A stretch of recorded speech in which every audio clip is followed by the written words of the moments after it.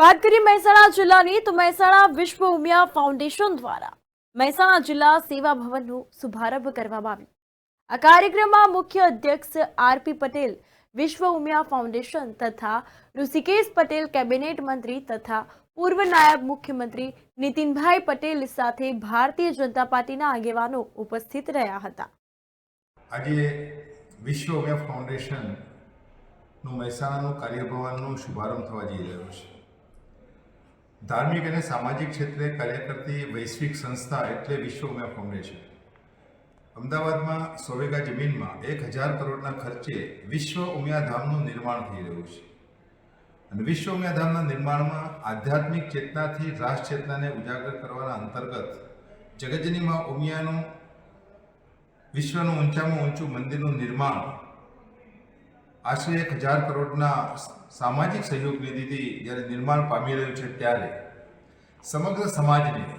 આધ્યાત્મિક ચેતનાથી જોડી આસ્થા, એકતા અને ઉર્જાના ધામ સમા વિશ્વ ઉમિયા ધામના પ્લેટફોર્મ પર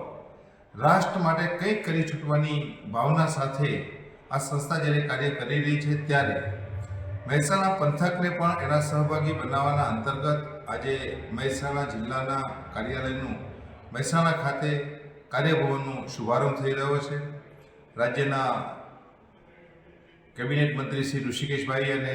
પૂર્વ નાયબ મુખ્યમંત્રી શ્રી નીતિનભાઈ પટેલના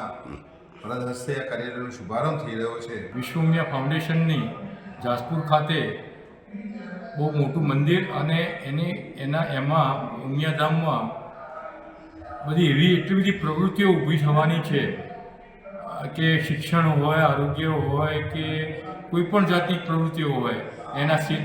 સેતુ રૂપે અમે મહેસાણા જિલ્લામાં કામ કરીશું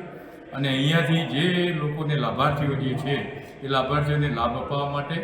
વિશ્વ ઉમિયા ધામ જાસપુરના સેતુની રીતે અમે કામ કરવા જઈ રહ્યા છીએ।